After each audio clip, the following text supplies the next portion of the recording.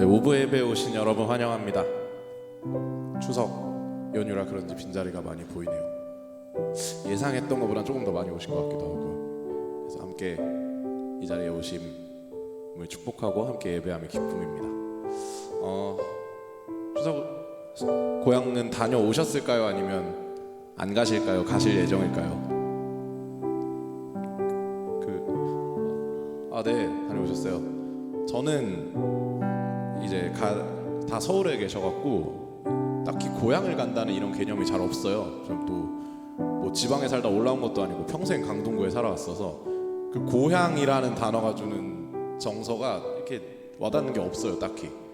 근데 오히려 그 찬양에서 뭐 본향 이런 뉘앙스를 쓰는 찬양들 있잖아요. 다윗의 노래나 영원한 나의 집이나 이런 것들을 들을 때 오는 그 나의 안정감, 나의 뭐 이유 없이 솟아오르는 힘의 원천, 이런 느낌이 들면서 이런 게 고향이라는 단어가 주는 정서인가? 혹시 지방에서 올라오신 분들이 있다면 집을 생각했을 때 드는 느낌이 이런 걸까? 하는 생각이 들더라고요.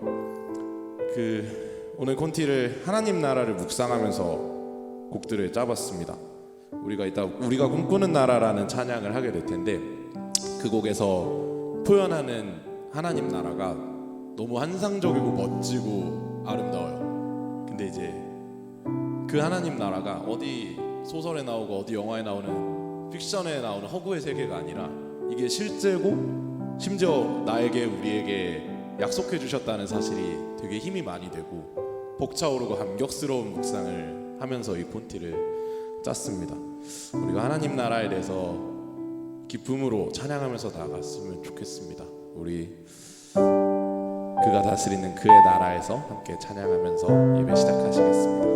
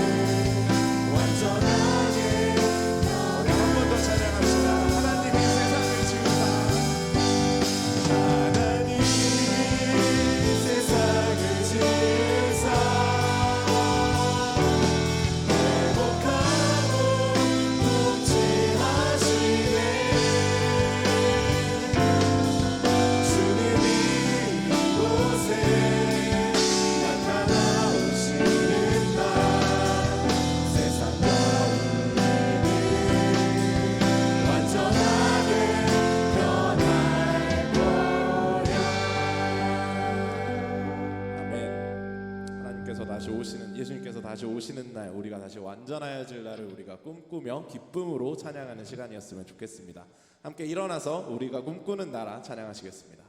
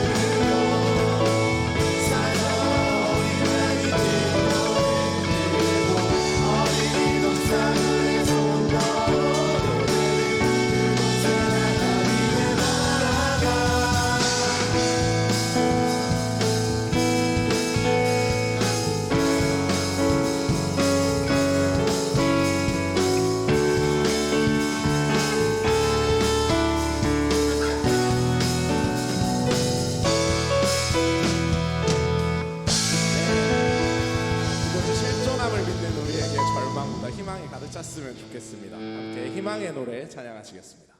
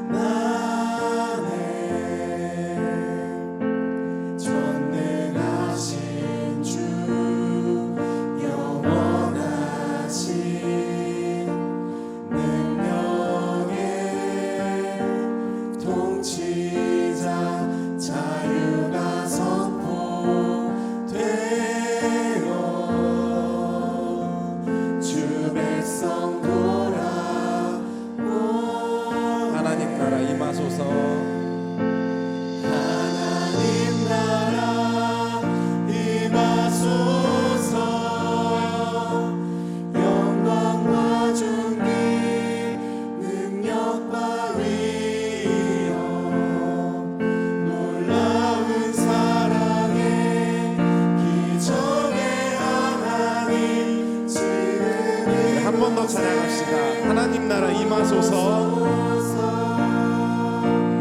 하나님 나라 임하소서.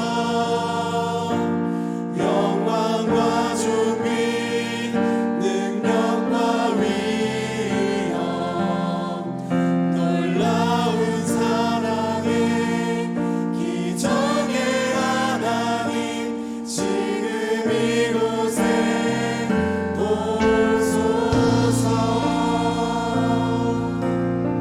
주의 나라가 임할 때 주의 나라가 임할 때 하나님 임재하실 때 예배가 회복되며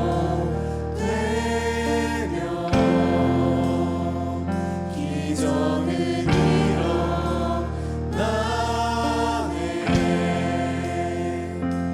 전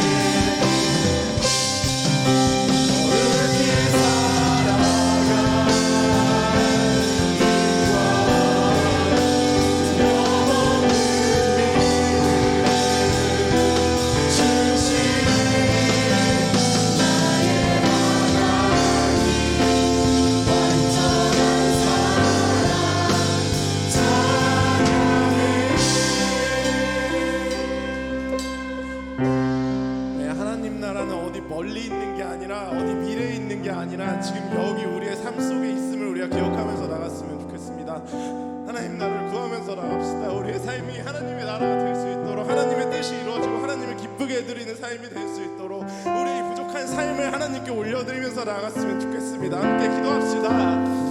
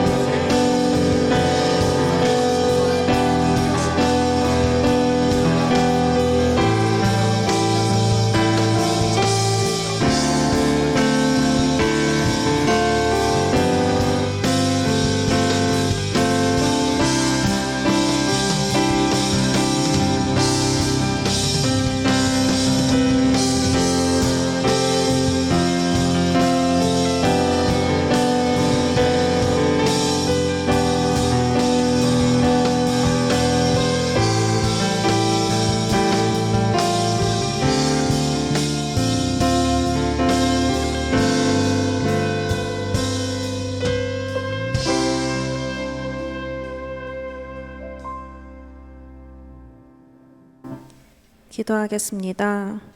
사랑과 은혜가 많으신 하나님 아버지, 고유의 명절 추석에 이렇게 함께 모여 예배를 드릴 수 있도록 허락해 주심에 감사드립니다.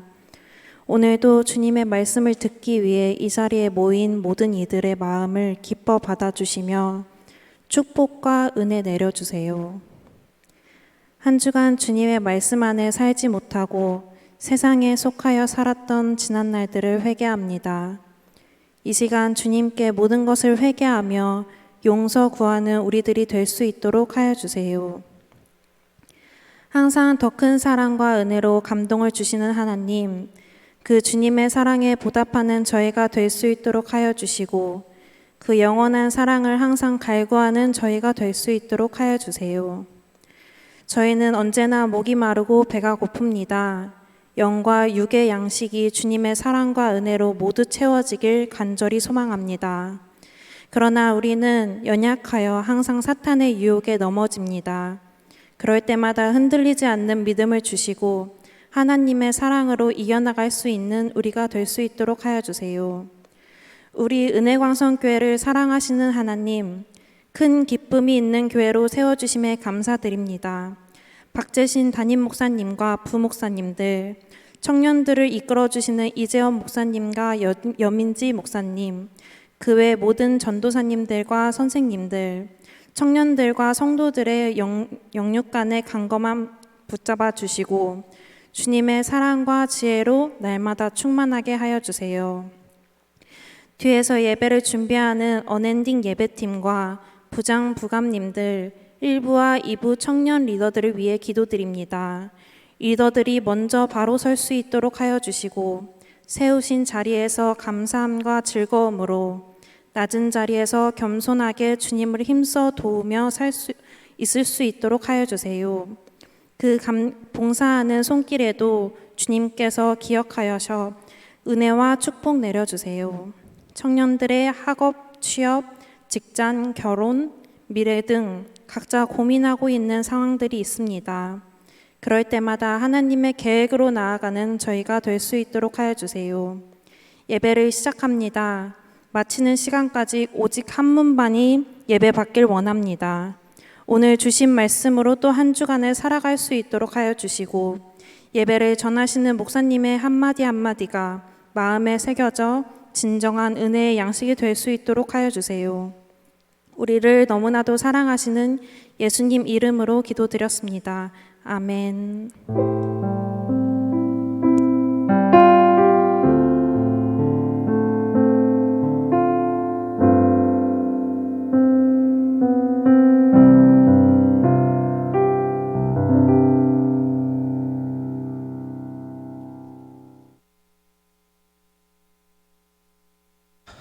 네, 오늘 우리에게 주시는 하나님의 살아있는 말씀은 사도행전 14장 19절에서부터 28절까지의 말씀입니다.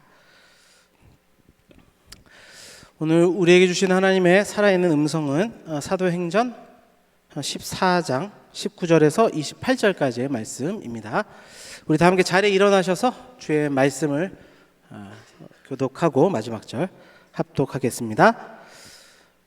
유대인들이 안디옥과 이고니온에서 와서 무리를 충동하니 그들이 돌로 바울을 쳐서 죽은 줄로 알고 시외로 끌어내치니라.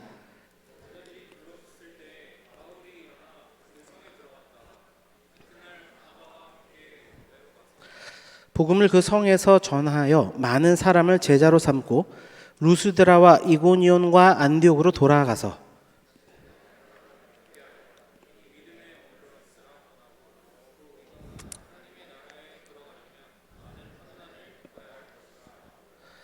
각 교회에서 장로들을 택하여 금식 기도하며 그들이 믿는 주께 그들을 위탁하고 말씀을 버가에서 전하고 이탈리아로 내려가서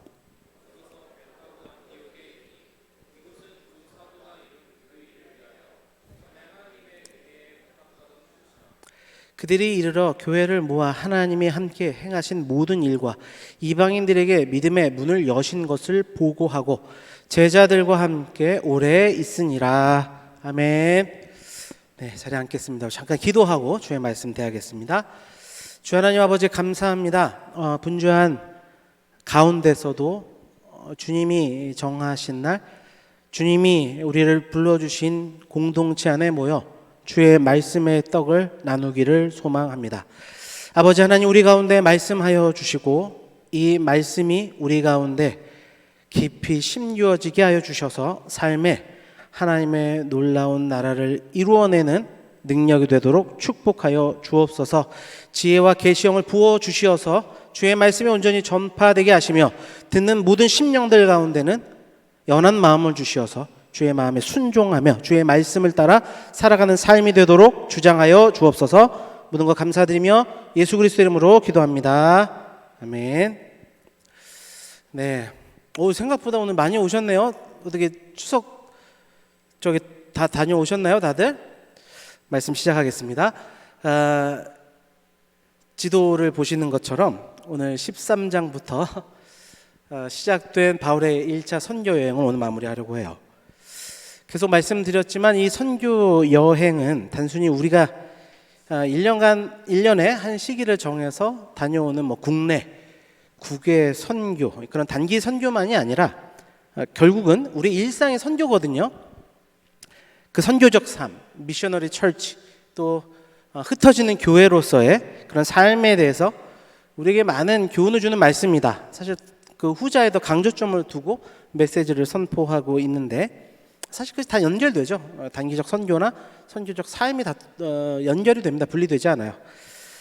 특별히 1차 선교 여행의 키워드는 이방인이라 할 수 있어요. 그러니까 하나님을 알지 못하는 자들, 믿지 않는 자들에게 어떻게 복음이 전해지는가를 잘 보여주고 있는 본문을 우리가 살피고 있는 거예요. 또한 우리는 그럼 어떻게 그들에게 복음을 전해야 하는가 를 고민하게 하는 말씀이기도 하죠. 사실 지금 우리가 살아가는 이 때를 전도의 문이 막혀진 그런 시대다, 전도의 암흑기다, 그렇게들 평가를 내리고 있는 이 때에 사실 성경적 원리에 대해서 실제적으로 가장 잘 보여주는 말씀이 아닌가 생각합니다. 그게 1차 선교 여행의 모든 여정들이 담아내고 있는 하나님의 메시지예요. 오늘 마지막 부분을 살피면서 그 내용을 한번 정리해 보려고 합니다. 그리고 선교적 삶을 향한 믿음의 발걸음이 한 발자국 더 내딛어지는 이 시간이 되기를 간절히 축원합니다. 그리고 또 한 가지인데요. 이 복음이 이방인에게 흘러가는 그 복음이 확장되는 복된 역사 가운데 그것을 방해하는 대적이 존재한다라고 하는 것을 우리가 살피고 있습니다. 그리고 더 중요한 메시지는 그 대적이 외부에 있지 않다는 것. 그것을 강조합니다. 유대인들이었어요. 하나님을 안다고 하는 자들이었다. 개인적으로 적용해 보자면 우리 안에 있는 종교적인 편견과 또 선입견들, 또 사역의 경험들이 만들어 놓은 어떤 내가 가지고 있는 그 데이터들 이런 것들이 내 안에 지금도 생생한 복음의 능력들이 활동력 있게 반응하려고 하는데 그것을 계속 방해한다. 오늘도 그것을 직시하는 이 시간이 되기를 바랍니다. 그거를 바로 볼 수 있어야 해요. 그게 걷어져야 여러분 진짜 복음의 능력이 나타나는 삶을 살고 싶지 않습니까? 저도 그래요. 사역의 연차가 계속 돼가면서 그냥 사역에 지친 삶이 아니라 복음의 생동력 있는 역사들이 내 삶 가운데 이루어지기를 소망하는 마음으로 이 말씀을 함께 떡을 떼며 나눕니다. 그것을 그런 것들을 걷어줘야 해요. 복음이 생동력 있게 나타나고자 하는 것들을 방해하는 내 안의 대적들이 깨져야 복음은 원래 능력이거든요. 그 능력이 내 안에 나타나게 될 것이다. 그것을 경험하는 이 시간 되길 원하고요. 여러분, 성령 행전이 나로 의해 쓰여져 간다. 이러한 소망을 가지며 오늘 1차 선교 여행의 마지막 본문을 또 우리에게 주시는 오늘의 하나님의 말씀을 함께 살펴보겠습니다. 19절 말씀입니다. 우리 함께 말씀을 읽겠습니다. 시작. 유대인들이 안디옥과 이고니온에 와서 무리를 충동하니 그들이 돌로 바울을 쳐서 죽은 줄로 알고 시외로 끌어내치니라. 말씀을 본문 그대로 띄워주시고요. 내용을 요약해보자면 이거죠. 안디옥과 이고니온에서 온 유대인들이 무리들을 충동해서 그들이 돌로 바울을 쳐서 죽은 줄 알고 시외로 끌어내쳤다. 사실 지금 이 19절 한 절에는 1차 선교 여행 과정 속에 계속되었던 영적인 긴장감이 이제 극적으로 충돌하여서 발생한 사건이고 장면이에요. 따라서 그 흐름을 파악하는 것이 이 말씀의 진위에 더 가까워지는 데 도움이 될 거예요. 지도를 보시면서요. 지도를 그나마 제가 생각했을 때 가장 좋은 그림이 아닌가 해서 좀 가져왔는데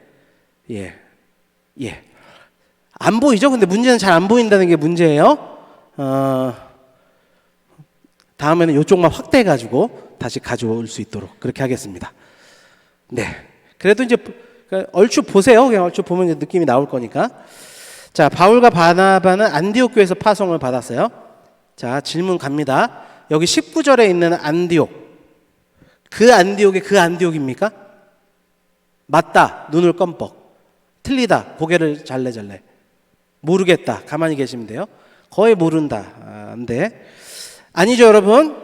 와, 누구예요? 와, 이걸 땡겨주셨다. 자, 시리아 위쪽에 있는 안디옥. 정말 하나님 살아계십니다. 시리아 위에 있는 안디옥, 여기가 수리아 안디옥 지역이죠. 여기서 파송을 받았고 여기서 말하는 안디옥이 그 안디옥이 아닙니다. 여러분, 저기 시리아 안디옥에서 파송받았던 그때를 기억하시죠? 하나님께서 성령의 부르심을 이 교회 안에 주십니다.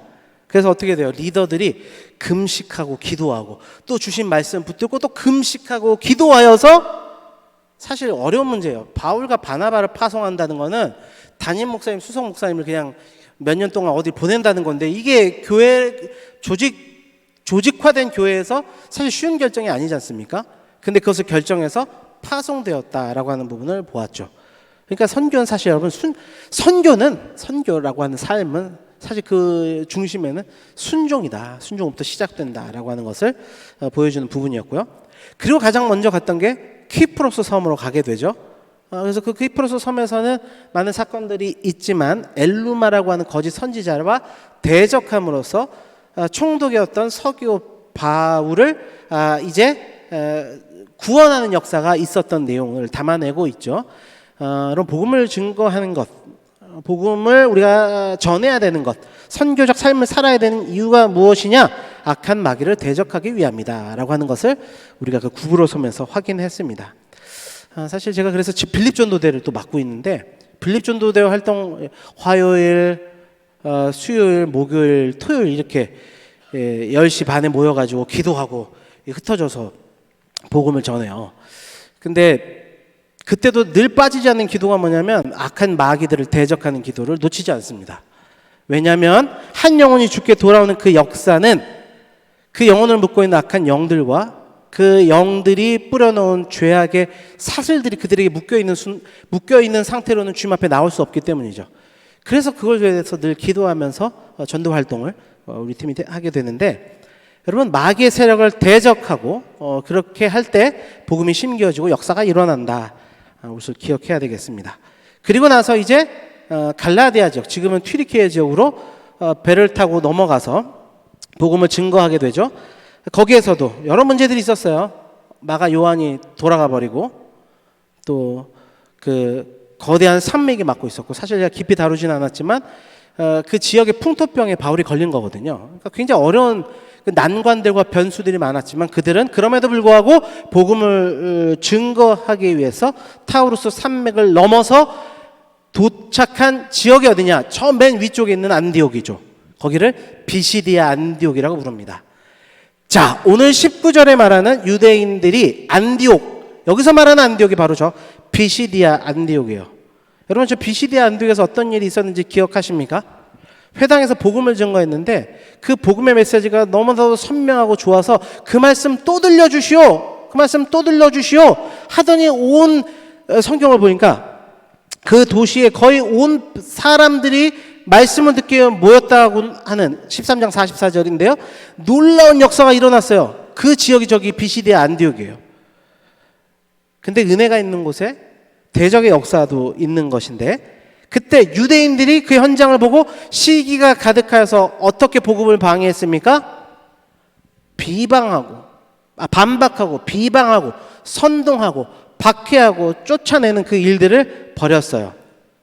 그 일을 벌였던 사람들이 지금 다시 여기까지 와서 다시금 그 일들을 하고 있는 것입니다.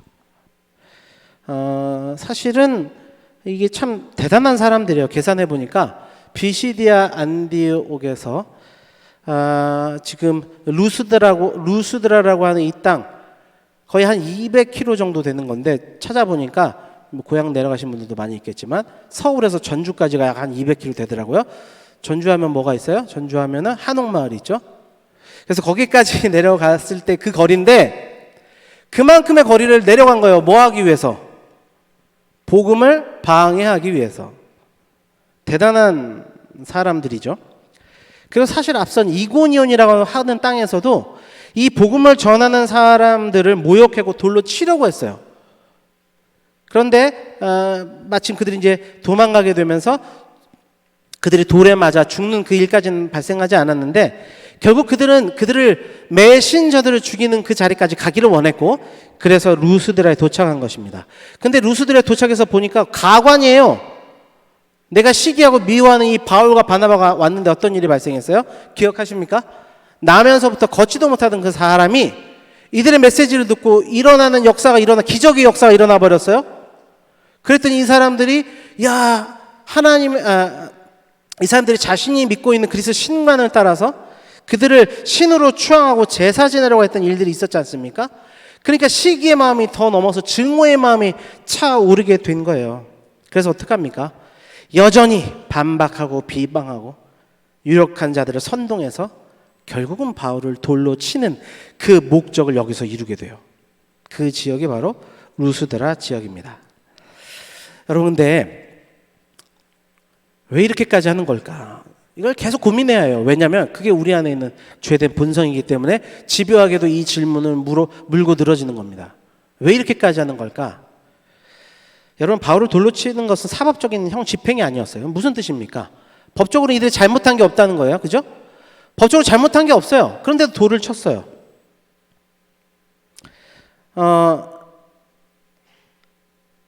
그렇다면 이들이 하고 있는 것들이 율법에 어긋난 것인가?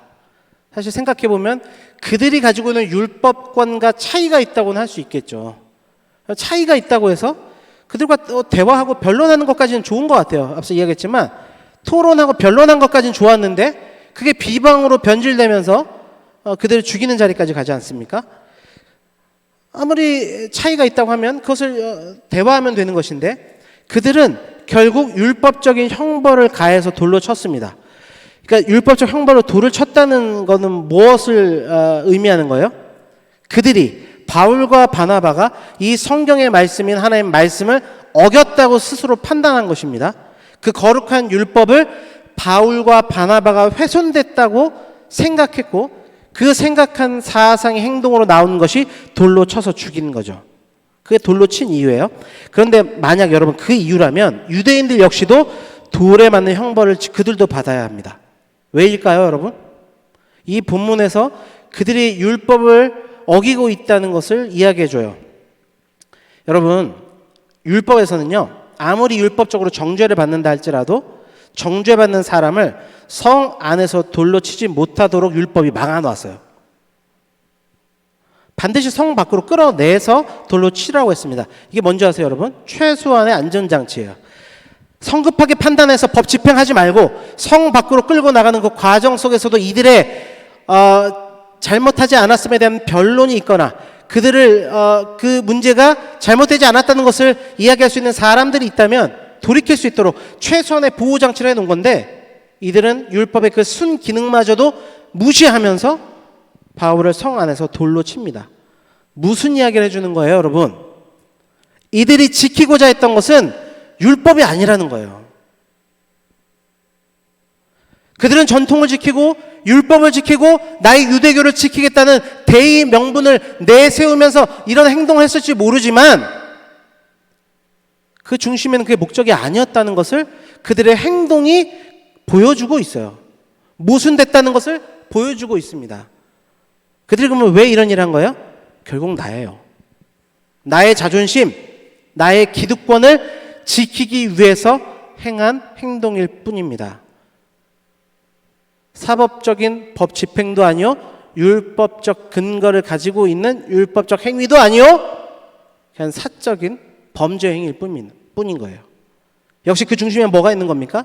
죄의 뿌리인 자기 숭배 사상이 그 안에 자리 잡고 있는 거예요. 바울과 바나바를 숭배하려고 했지만 돌아서서 돌로 친 루스드라 사람들도 우리가 보길 원해요.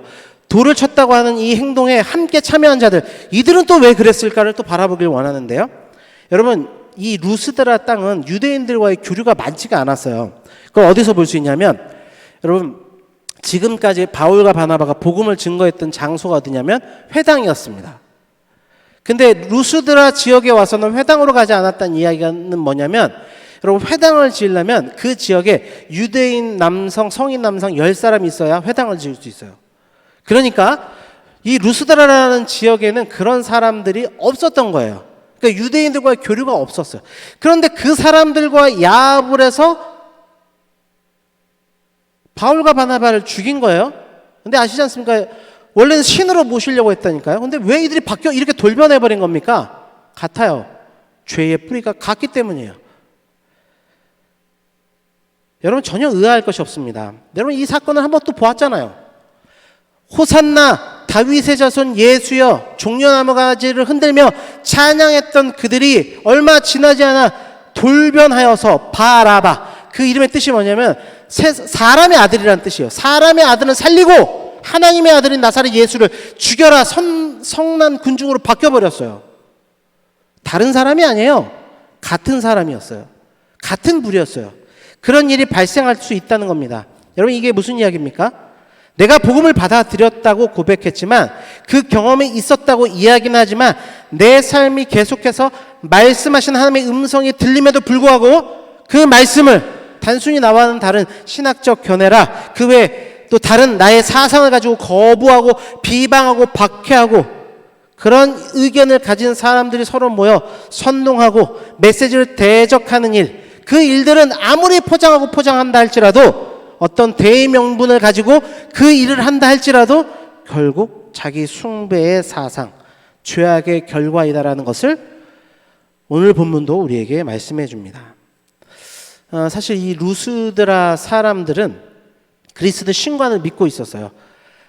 그 그리스 신을 숭배하던 사람입니다. 그래서 바울이 날 때부터 걷지 못한 사람을 치유하니까 바울과 바나바를 보고 뭐라고 이야기했습니까? 제우스와 헤르메스. 그러니까 그만큼 그들은 그리스 신관에 굉장히 심취했던 사람들이야. 그래서 심지어 제우스 신전에 있는 제사장이 와서 제물과 화환을 들고 와서 예배하려고 하지 않았습니까? 그만큼 종교심이 강했던 사람들이에요. 그런데 여러분 그 당시에는 제우스 신당을 제외하고도 나머지 11개의 신당이 있었다고 해요. 자, 이 한 도시에 그렇게 신당이 많았다고 한다면 여러분 생각해 보세요. 신당이 많았다고 하면 그 신당에 어떤 사람들이 많았다는 이야기예요? 그 신을 섬기는 제사장들이 많았겠죠. 여러분 제사장들이 많았다고 하면 그 제사를 드리는 제사도 많았겠죠. 그러면 그 제사를 드리는데 제물을 대고 그 또 제단과 그 일들을 장식하고 꾸미는 사람들, 제단에 물건을 대줄 사람들이 당연히 깊이 있는 연대를 맺고 있었겠죠. 이 도시에. 그리고 신당을 짓고 보수하고 건축하는 사람들이 있었을 것이고요. 여러분 지금도 유명한 유적지들을 가게 되면 거기에 유명한 것들을 그림으로 만든다든지 또 뭐 이렇게 조각품으로 만들어 가지고 팔잖아요. 그런 기념품을 만들면 파는 장사꾼들도 굉장히 많았을 거예요. 그리고 그 많은 사람들이 각각 자기 가족들의 제사를 위해서 신전을 찾아와서 지출하는 금액만 다 합쳐도 어마어마했을 것입니다. 그러니까 루스드라 지역의 대부분의 경제 활동이 직접적이든 간접적이든 그리스 신화 속의 12신들과 다 연관이 돼 있었던 거예요. 그런데 그렇게 살던 루스드라 사람들에게 바울이 뭐라고 설교했었습니까? 14장 14절 15절 말씀을 제가 읽어볼게요. 두 사도 바나바와 바울이 듣고 옷을 찢고 무리 가운데 뛰어들어가 소리질러 이르되 여러분이여 어찌하여 이런 일을 하느냐 우리도 여러분과 같이 성정을 같이 사람이라 여러분에게 복음을 전하는 것은 이런 헛된 일을 버리고 천지와 바다와 그 가운데 만물을 지으시고 살아계신 하나님께로 돌아오게 함이라. 지난번에 살펴본 것처럼 사람의 손으로 이에 만들어진 것, 눈에 보이는 것을 숭배하는 것은 헛된 일입니다. 그런 일을 버리고 하나님께로 돌아오십시오 라는 메시지를 전했던 거예요. 여러분 만약 루스드라 사람들이 이 바울의 복음의 메시지를 듣고 우상을 섬기지 않았다고 한다면 그들의 삶에 가장 먼저 찾아오는 문제가 뭐였겠어요? 현실적인 문제, 경제적인 문제가 필연적일 수밖에 없었겠죠. 왜요? 루스드라 공동체는 우상 숭배 운명 공동체니까 그들의 삶의 방식을 따르지 않는 순간 그들에겐 고난과 위협이 찾아올 수밖에 없었어요. 그럼에도 루스드라 사람들은 기적을 받기 때문에 바울의 영적 파워에 압도돼서 또한 큰 감동이 있어서 또 복음이 가지고 있는 자유를 받아들였기 때문에 그들은 바울과 바나바와 함께 루스드라에서 제자된 길을 가고 있었을 거예요. 바로 그때 비시디아 안디옥과 이고니온에서 온 유대인들이 이들에게 다른 게 아니라고 생각해요. 저는 묵상하고 고민해 봤을 때 그들 안에 있는 이 현실의 문제, 이득의 문제, 이권의 문제를 가지고 그들을 선동했을 거라 추측해 볼 수 있을 것 같아요. 바울의 말을 따라 그렇게 살려고 했더니 12신의 이름으로 밥 먹고 사는 사람들이 생계가 끊어질 것 같은 그런 어려움이 있었던 것을 그들은 부추겼을 거예요. 그러면서 이야기했겠죠. 바울은 너희들을 도와주러 온 사람들이 아니야. 너희들의 삶을 파괴하려고 하는 흉악자에 불과해. 그리고 그들을 거짓 선동했을 것입니다. 그리고 그럴 때 되면 애써 지금 복음을 받아들이려고 하는 사람들 안에 그런 거짓된 메시지를 드릴 때 모든 인생이 다 그래요. 확증 편향의 모습들이 나타날 수밖에 없어요. 내가 듣고 싶고 내가 받아들이고 싶은 그 메시지를 더욱더 키울 수밖에 없는 게 우리 인생의 모습들 아닙니까? 그래서 유대인들과 함께 그들이 말한 이야기를 곧이곧대로 듣고 바울을 돌로 쳐 죽이는 선택을 한 것입니다.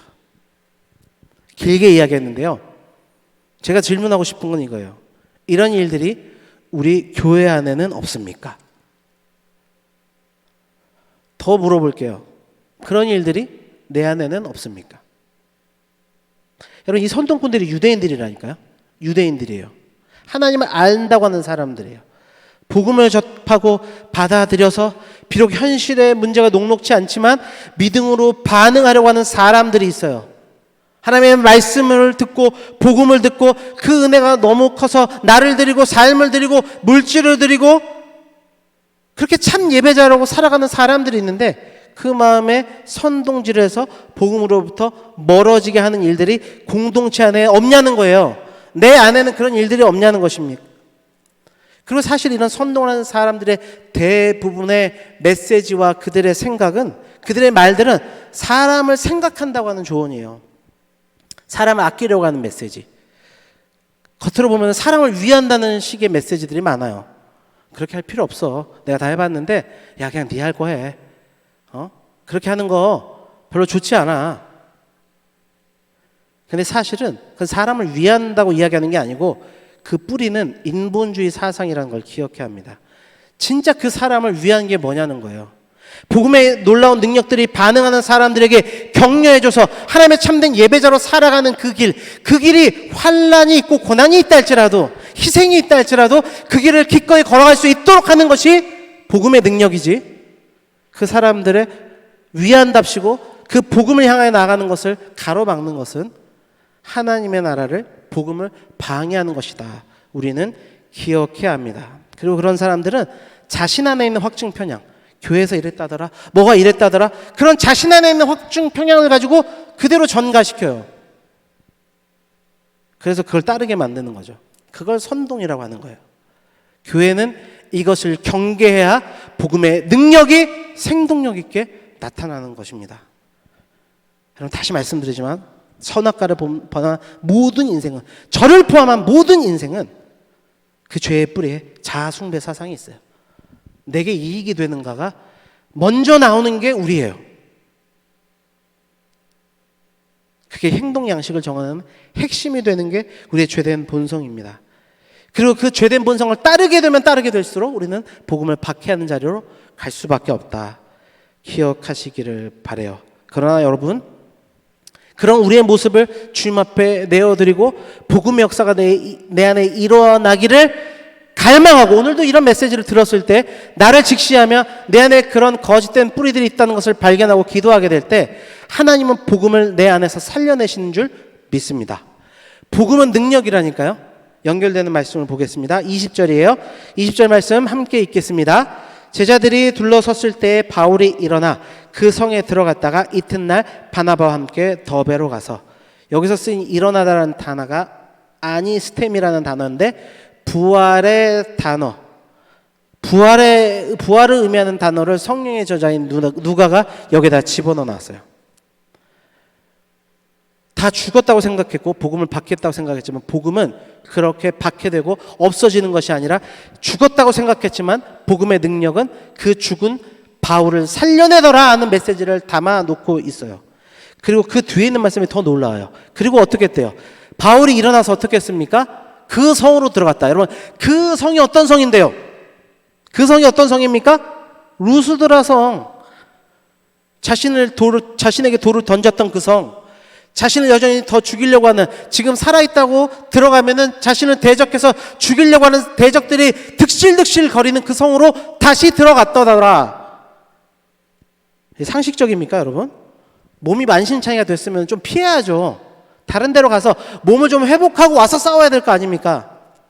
그런데 대적들이 우글거리고 있는 그 성으로 들어갔다고 성경은 말해요. 왜 그랬을까요? 대적들과 싸우러 들어갔을까요? 아니에요. 복음을 접한 제자들을 위한 발걸음이었습니다. 누구처럼요? 예수님처럼. 예수님의 제자예요.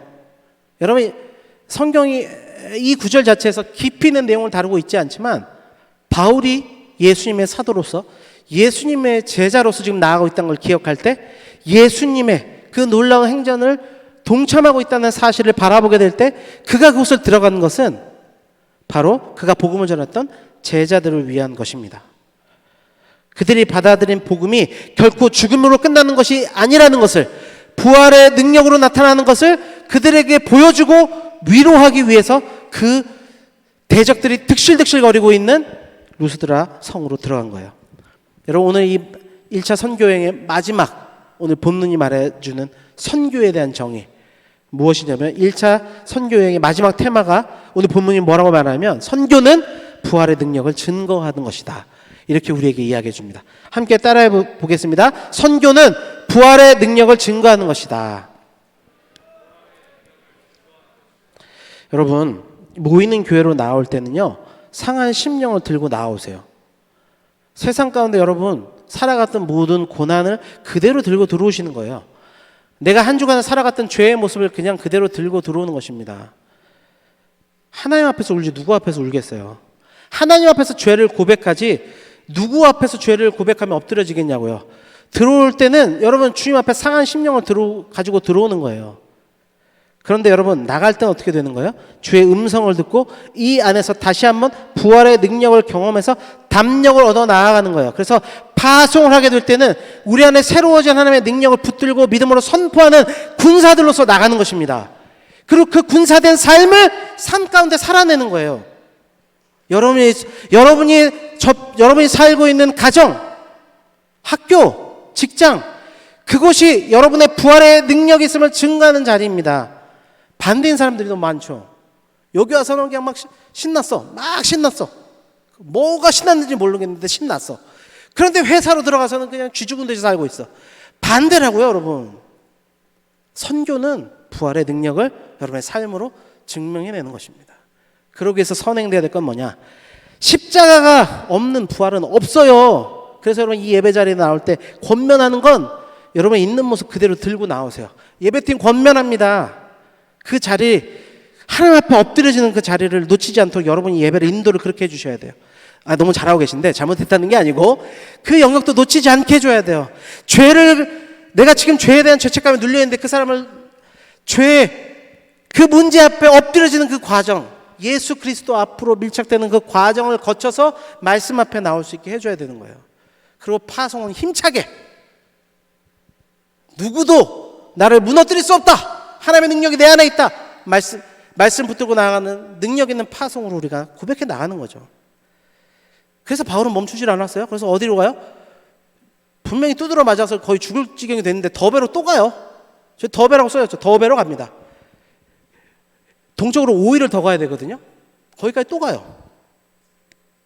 그리고 거기서도 복음을 전합니다. 그리고 여러분 지도를 보세요. 자, 지도를 보시면 더베 오른쪽에 보면 여러분의 익숙한 이 이름이, 지명의 이름이 등장하는데 그것이 어디입니까? 아직 한글로 썼어야 되는데 다소요. 다소가 어디예요? 다소가 바울의 고향입니다. 자, 더베까지 와서 이제 그가 1차 선교 여행에 작정했던 모든 선교의 여정은 끝났어요. 와, 그럼 이제 다 됐다. 오른쪽으로 넘어가면 다소가 있어요. 고향이죠. 지금도 고향 찾아 다 가는 사람들이 많이 고향을 가는 이유가 뭐예요? 회귀 본능이에요. 가서 위로 얻고 안식을 얻으려고. 그냥 가면 되잖아. 그러면 이제 안 그래도 좀 두드러 맞아도 얼마나 힘들어. 가서 쉬면 되는데 안 가요. 자, 그리고 좀만 더 가면 어디예요? 수리아 안디옥 지역, 파송받았던 그 교회예요. 이제 돌아가면 끝이거든요. 근데 여러분, 이 바울이 1차 선교여행을 끝나고 가는 집으로 돌아가는 행전을 보세요. 어떻게 하고 있어요? 반대로 가고 있어요. 얼마나 비효율적이고 얼마나 합리적이지 않은 태도입니까? 거꾸로 돌아가고 있어요. 여러분이 이 선교 일행이었으면 뭐라고 이야기했을까요? 대들고 난리 났을 겁니다. 목사님, 선교 지금 경비를 따져도 이게 얼마나 손해예요? 그런데 다시 돌아가더라는 거죠. 왜 이러고 있습니까 도대체? 21절 말씀이에요. 함께 읽겠습니다. 복음을 그 성에서 전하여 많은 사람을 제자로 삼고 루스드라와 이고니온과 안디옥으로 돌아갔다. 여러분, 이 지역 하나하나 이름 다 보세요. 이 두 사도들에게는 아픈 기억이죠. 인간으로서 자존심이 상할 대로 짓밟힌 곳이에요. 그리고 여전히 대적들의 위협이 도사리고 있는 땅이에요. 그런데도 갔어요. 왜 갔어요? 단서가 나오죠. 제자로 삼고. 여러분, 선교가 뭔지 아십니까? 오늘 본문 우리가 말씀해요. 선교는 제자를 삼는 것이에요. 이것도 함께 고백합시다, 여러분. 선교는 무엇이다? 선교는 제자를 삼는 것이다. 특별히 바울과 바나바가 제자를 삼기 위해 한 것이 있어요. 다시 돌아갔죠. 지속적으로 방문하는 것입니다. 선교는 여러분 선교 여행이 아니에요. 그냥 한번 들고 왔다, 난 여기 갔다 왔다가 아니에요. 그런 측면에서 지금 우리 교회가 견지하고 있는 담임 목사님 통해서 하고 있는 선교의 방법은 매우 성경적인 거예요. 싫죠? 우리는 새로운 걸 하고 싶어. 아니에요. 선교는 그곳에 복음을 뿌릴 뿐만 아니라 제자를 양육하는 자리로 가는 게 선교예요. 여러분의 삶도 마찬가지입니다. 그냥 전할 뿐만 아니라 그 가운데 복음의 제자들을 양성해내는 거예요. 그리고 뭐 했어요? 가르쳤다고 이야기해요. 그 가르침의 핵심이 22절입니다. 22절 함께 읽겠습니다.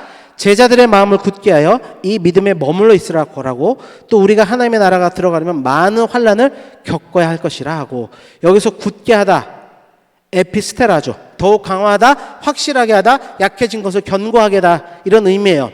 여러분, 이게 양육의 의미입니다. 교회에서 양육을 하는 이유가 무엇이냐? 그냥 예배를 통하여 단지 캐리그마 말씀 선포하는 것이 아니라 순으로 돌아가서 양육을 하고, 이번에도 이제 제자학교가 우리가 시작됐는데, 제자학교를 통하여서 우리가 교육하는 이유가 뭐냐?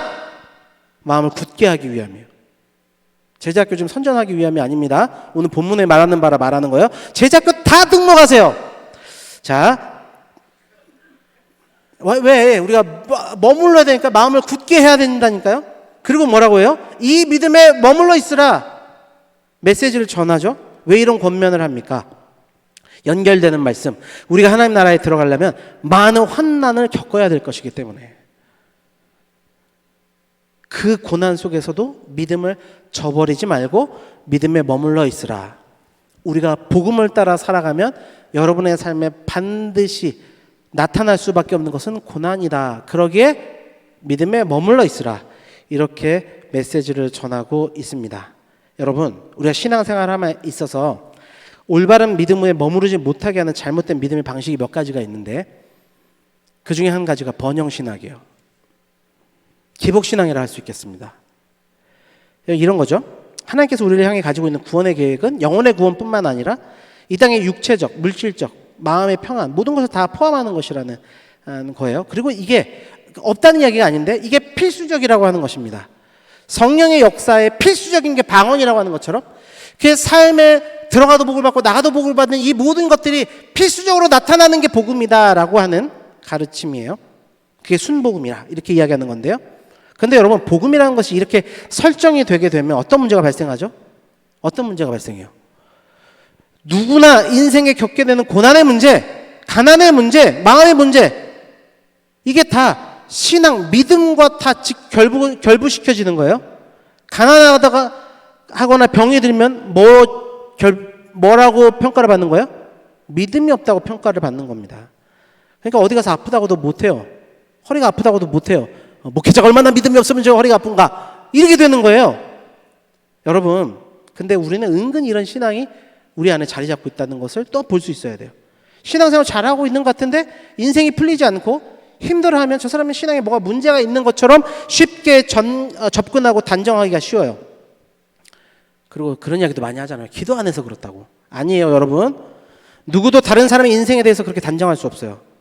만약 그 논리가 맞다면 우리 예수님께서 땀방울이 핏방울이 되도록 기도하셨는데 십자가 고난을 받으신 그 사건은 어떻게 설명할 거예요?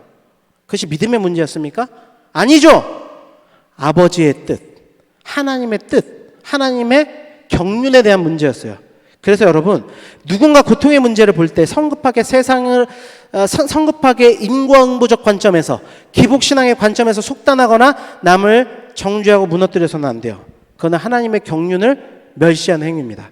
두 번째는 여러분, 고난신학이에요. 반대요. 극단이죠. 고난받는 것만이 가치 있다고 생각하는 신학입니다. 사실 저는 이런 흐름들이 굉장히 한국교회 안에도 많이 일어나는 것을 보게 되는데, 이것이 뭐하고 연결되냐면 1970년대 정치와 연결해서 민중신학, 해방신학과 다 연결된 이야기예요. 이게 한국 기독교 안에서 만들어진 독특한 신학의 형태인데, 그게 어느새 자리 잡고 있는 것을 보게 돼요. 여러분, 우리의 신앙에도 고난이 있습니다. 우리 신앙에 여전히 고난이 있죠. 그런데 고난만 있는 게 아니에요. 그렇죠? 거기에 기쁨도 있어요. 행복도 있습니다. 마찬가지입니다. 예수님의 십자가 사역이 구원의 핵심의 사역이 맞아요. 그런데 그 십자가의 사역이 죽음으로 끝났냐는 이야기입니다. 아니죠. 부활의 능력으로 끝나지 않았습니까? 그 부활의 능력이 우리를 살려내지 않았어요. 그 기쁨과 그 복음의 능력이 우리 안에 있지 않습니까? 여러분, 하나님의 관심은 가난한 자들에게만 있지 않아요. 부한 자들에게도 있습니다. 하나님의 관심은 작은 교회만 있는 게 아니라 큰 교회도 있어요. 이것을 이분법적으로 나눠서 마치 가난하고 고난받는 것만이 진리이고 선이라고 정해놓고 그것이 바른 신앙이라고 생각하는 것은 하나님의 뜻을 잘못 바라보고 있는 거예요. 가난하게 하시기도 하고 부하게 하시기도 하고 강하게 하시기도 하고 약하게 하시기도 하는 분은 하나님이십니다. 아멘. 그건 믿음의 결과가 아니라 하나님의 경륜이고 하나님의 뜻이에요. 그래서 여러분, 신앙의 핵심은 번영도 아니고 고난도 아니에요. 22절을 보세요. 하나님 나라에 들어가려면 이게 핵심입니다. 하나님 나라가 핵심이에요. 그가 통치하시는 하나님의 나라, 그 뜻이 이루어지는 하나님 나라. 그러니까 이 기준이 무너지면 안 돼요. 우리 신앙의 초점이 이 땅에서 잘 먹고 잘 먹고 잘 살자, 유명해지자, 높은 고지를 찍자, 고지론이 돼서도 안 되고, 반대로 내가 가난해지자, 안 유명해지자, 무소유로 살자, 수도원으로 가자, 이것도 아니란 말이에요. 하나님의 뜻이 어디 있느냐, 이게 가장 중요한 것입니다. 하나님은 누군가에게 물질의 축복을 주셔서 그에 합당한 사역을 감당하게 하시고요, 누군가에게는 낮은 자리에 가서 그에 합당한 사역을 하게 하시는 거예요. 그것은 낮아지기도 하시고 높아지기도 하신 것은 하나님의 뜻에 달려 있는 것입니다. 그 가운데 중요한 것은 무엇이냐? 어떤 길을 가든 그 길이 축복된 길인데 그 가운데 반드시 환난이 있다는 것을 기억해야 한다.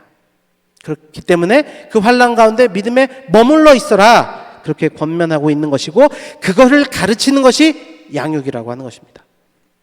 그래서 여러분, 복음 전파 이후에는 양육이라는 것이 반드시 함께 따라와야 하는 것이에요. 그리고 그것을 혼자 다 감당할 수 없죠. 그래서 어떻게 했습니까? 23절에 각 교회 장로들을 택하여 금식 기도하며 기도하며 그들이 믿는 주께 그들을 위탁했다. 복음 전파의 사역이 계속될 수 있도록, 어차피 바울은 떠나야 하니까 그 가운데 일꾼을 뽑도록 해요. 그리고 일꾼을 뽑을 때 어떻게 해요? 금식하게 해요. 그리고 그가 떠나고 나서 금식하고 아무리 세웠지만 그들이 또 변질되고 넘어질 수 있는 타 연약한 사람들이기 때문에 그들이 믿는 주께 그들을 위탁하였다. 이게 바울의 선교의 여정의 아주 중요한 측면이었습니다. 그리고 그가 그런 여정을 다 마치고 돌아와서 안디옥에 가서 선교 보고를 하고 그들과 함께 머물렀다. 그렇게 이야기하는 게 28절, 27절의 말씀인데요. 그래서 선교는 무엇이다? 선교가 이 열심히 도래맞기도 하고 여러 가지 사역들이 있지만, 선교의 마지막에 또 정점에 뭐가 있어야 되느냐? 나눔과 쉼이 있어야 된다는 것까지도 말하고 있는 게 1차 선교 여행의 마지막 메시지입니다. 그래서 여러분, 교회는 사역도 중요한데요, 인간적인 필요를 인정하는 교회가 돼야 된다 하는 부분도 1차 선교 여행이 우리에게 마무리해 줍니다. 우리 찬양하면서 기도할 텐데요, 찬양팀 나와주시고요. 1차 선교 여행을 마무리하면서 여러분의 선교적 삶을 살기를 원하는 그 일들이 일어나기를 원해요. 성령의 부르심에 귀를 기울일 수 있는 우리가 되기를 원합니다.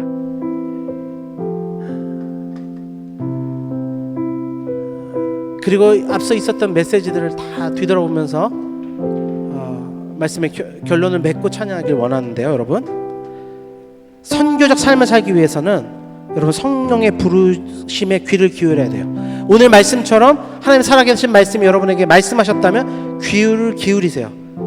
그리고 그 메시지가 주관적일 수밖에, 우리 받아들이는 게 주관적일 수밖에 없기 때문에 본교회의 조언을 구하고 여러분 나아가는 거예요. 양육을 받아야 된다는 거예요. 그리고 삶 가운데 복음의 능력을 삶으로 선포하는 것이고, 지속적인 양육의 자리로 나아가야 되고, 제자 삼는 일들이 여러분의 삶 가운데 이루어져야 됩니다. 그리고 돌아와서는 순모임 가운데 평안과 쉼을 드리고 다시 세상으로 파송되는 이 놀라운 역사들, 그 선교적 삶이 우리 가운데 이루어지기를 원합니다.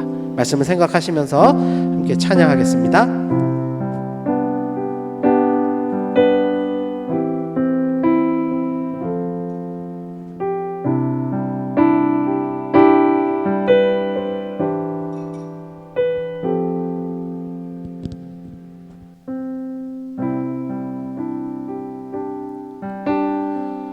나의 사랑 너는 어여쁘고, 나의 사랑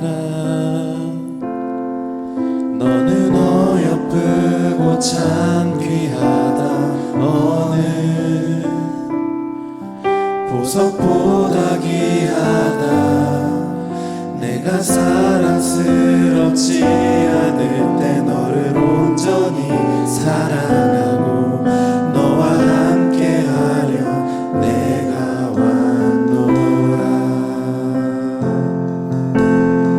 주의 사랑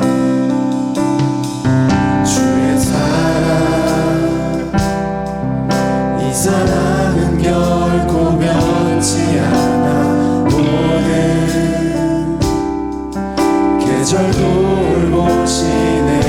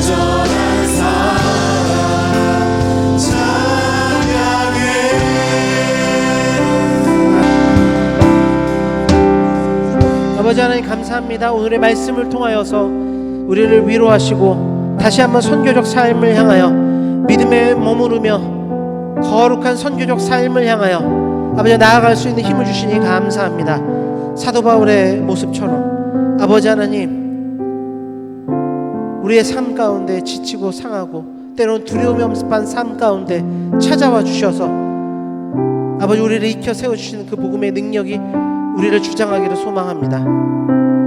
또한 그렇게 세워주신 주님의 그 사랑을 힘입어서 선교적 삶을 향하여 죽어가는 영혼들을 향하여 비효율적이다 합력이지 않는다 할지라도 그들을 향하여 다가가 그들을 일으켜 세우는 놀라운 선교적 삶이 우리 안에 회복되고 능력으로 나타날 수 있도록 주장하시고 함께하여 주옵소서. 모든 것 감사드리며 예수 그리스도의 이름으로 기도드립니다. 아멘.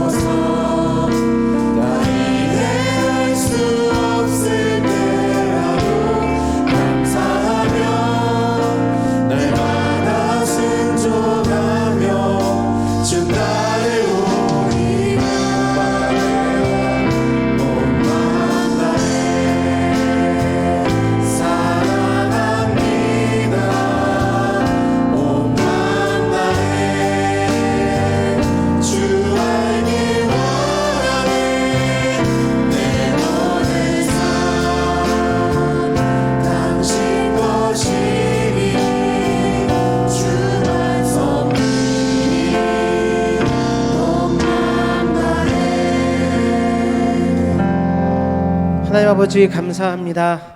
추석 연휴 기간에서도 하나님 우리의 마음과 또한 우리의 삶을 구별하여서 주님의 전에 나와 예배하며 또한 우리의 물질을 구별하여 하나님께 드립니다. 이 물질이 쓰여지는 곳마다 하나님의 선교적 삶의 놀라운 결실들이 복음의 능력이 놀랍게 나타나도록 주장하시고 함께하여 주옵소서. 모든 것 감사드리며 예수 그리스도 이름으로 기도드립니다. 아멘. 우리 성도의 교제 시간입니다. 옆 사람들을 바라보시면서 선교적 삶을 살아갑시다. 함께 인사하겠습니다. 네, 교회 소식 전해드리겠습니다. 오늘 저녁 예배는 아버지의 학교 초청 예배로 드리게 됩니다. 그리고 어린이 제자학교, 또 청년부 연합 제자학교 등 우리 사역들이 진행됩니다. 또 특별히 청년부 광고 때 구체적으로 또 설명해 주시겠고요. 바자회가 진행이 되는데 인도 문화센터 건립을 위한 후원 바자회가 있습니다. 말씀 전했던 것처럼 그들의 리더를 양육하고 세우는 그 일들을 위해서 우리가 한 마음을 모으고 있는데요. 여러분 함께 참여해 주시면 감사하겠습니다. 또 이 일을 위해서 떠나는 단기 선교도 이제 준비됩니다. 단기 선교 2024년도 북인교 단기 선교 대원을 모집합니다. 우리 자랑스러운 선교 대원들 모집하오니 선교적 삶을 살기를 원하시는 분들 주저없이 신청해 주시기를 바랍니다. 네, 나머지 광고는 주보를 참조해 주시면 감사하겠습니다. 청년부 광고해 주세요. 네, 안녕하세요.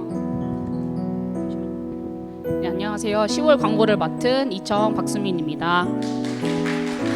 네, 10월 1일 주일 예배에 오신 여러분 진심으로 환영합니다. 저희 혹시 이 주보에 항상 들어가 있는 삽지를 한번 봐주실 수 있으실까요? 혹시 받으신 분들 있으시면 저 보시면 알겠지만 이번에 또 이렇게 주보가 바뀌면서 이것도 항상 예쁘게 바뀌었어요. 너무 예쁘지 않나요? 항상 네, 고생하고 있는 우리 행정총무 뒤쪽에 있거든요. 여기 최인욱 네, 형제님이랑 저희 김에서 일어나세요. 저기 뒤쪽에 한번 박수 한번 부탁드릴게요. 항상 노력하고 계시고 항상 이렇게 예쁘게 바뀌고 있어요. 그래서 이런 거 좀 노력하고 있구나 한번 봐주시고 볼 때마다 좀 예쁘다 이렇게 칭찬해 주시면 더 힘이 될 것 같습니다. 네, 일단 첫 번째 전체 광고 보겠습니다. 새가족 여러분 진심으로 환영합니다. 제가 전달받은 새가족은 없지만 혹시 계시다면 나가시면서 뒤쪽에 안내 데스크로 나가시면 새가족 리더분들을 통해서 안내와 등록을 도와드리도록 하겠습니다. 그리고 저희가 추석 때문에 토요일 날 기도회가 없었는데 돌아오는 토요일에는 네, 똑같이 2시에 기도회가 있으니까 많이 참여해 주세요. 저희가 또 나중에 또 권고하겠지만 그 제자학교가 또 바로 시작돼요. 그래서 제자학교 동안에는 이제 제자학교 시간에 기도회 시간에 제자학교를 하기 때문에 이제 돌아오는 주가 사실은 좀 오랜만에 또 보게 될 거거든요. 그래서 꼭 와주시면 좋겠습니다. 그리고 청년부 찬양대 모집하고 있으신 거 아시죠? 2주 정도 벌써 광고가 나갔었는데 내일 모레인 10월 3일까지 화요일까지 모집을 받는다고 하니까요. 좀 많이 참여해 주셨으면 좋겠어요. 그 남경호 네, 팀장님께서 해주시는데 많이 필요하다고 지금 저한테 얘기해 주셨어요. 그래서 광고 잘해달라고 하셨는데 별 할 얘기가 없긴 하지만 어쨌든 많이 참여해 주셨으면 감사하겠습니다. 토요일 날 6시부터 계속 연습한다고 하니까요. 많이 시간 되시는 분들 있으면 또 부담 없이 많이 참여해 주셨으면 좋겠습니다. 그거는 QR코드 통해서 네, 참여 신청이라고 신청해 주시면 됩니다. 그리고 은혜광성 사진전도 연결되고 있어요. 그래서 잘 보시고 저도 참여를 했는데 되게 핸드폰에 묵혀놨던 이런 사진들 있잖아요. 그래서 그런 거 예쁜 제목 같은 거 붙이고 보내주시면 된다고 하니까요. 한번 참여해 주셨으면 좋겠습니다. 네, 또 대망의 아까 전에 또 말씀에도 나왔지만 하반기 제자학교 광고입니다. 야고보서 2장 26절 이 주제 말씀을 가지고 한다고 해요. 그래서 믿음을 삶으로 연결하라는 주제로 함께 하는데요. 지금 벌써 신청 코드가 좀 빨리 나왔어요. 그래서 신청 코드 지금 바로 신청해 주시고 일단 주중에 밴드를 통해서 각 청의 밴드를 통해서 광고를 나간다고 하니까 그거 좀 참고해 주셨으면 좋겠고 또 다음 주에 이종표 팀장님의 광고가 있을 예정이니 미리 신청을 해주시고 그 다음에 다음 주에 광고를 한번 보시고 마음이 또 움직이시는 분들은 또 그때 또 신청해 주시면 좋겠습니다. 지금 하실 수 있는 분들은 해주세요. 네, 좋습니다. 다음 장 보시면 청년 일부 광고입니다. 04동기부터 98동기까지 함께 하고 있습니다. 예수 동행일기 계속 진행되고 있어요. 많이 참여해 주시고 나의 모습을 자유롭게 자랑해 주세요. 그리고 주중 큐티 모임도 이번에 추석 때 쉬었었는데 돌아오는 주에는 다시 시작합니다. 그래서 구글 미트로 진행되니 많이 참여 부탁드립니다. 그리고 3번 죄송해요. 3층 죄송합니다. 네, 전체 모임 있어요. 제가 마음이 좀 급해가지고 죄송합니다. 그 예배 후에 전체 모임이 있습니다. 또 재밌는 또 나눔 시간, 또 따뜻한 나눔 시간도 준비했다고 하니까요. 온유홀 지하 2층 유치부로 모여주시면 되겠습니다. 청년 2부 광고입니다. 97동기부터 함께하고 있습니다. 오늘은 전체 모임 같이 함께해요. 그래서 보드게임 방 준비했거든요. 그래서 같이 또 명절에 같이 가족들이랑 같이 윷놀이 하시고 화투 치시는데 그런 거 말고 또 재밌는 거 할 거니까요. 많이 와주셔서 함께 해주셨으면 좋겠습니다.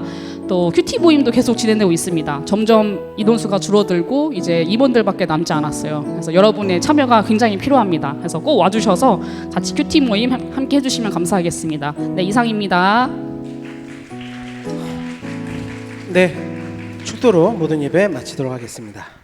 지금은 우리 주 예수 그리스도의 크신 은혜와 하나님 아버지의 무한하신 사랑하심과 성령 하나님의 내주교통 충만한 은혜의 역사가 오늘 말씀을 듣고 선교적 삶을 향해 나아가기로 결단하는 모든 심령들 머리 위에 가정과 삶의 터전들 위에 이제부터 영원토록 함께 있을지어다. 아멘.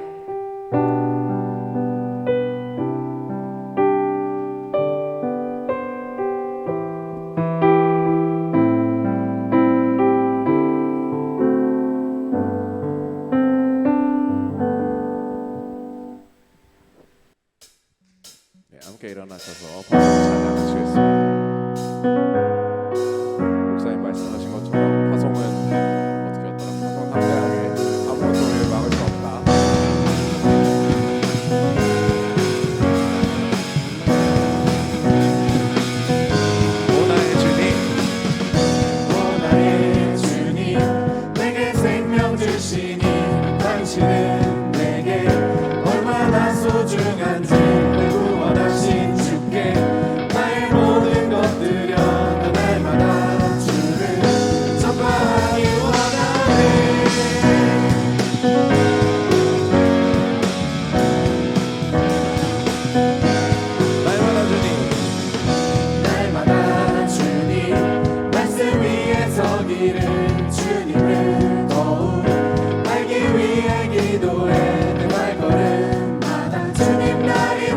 다시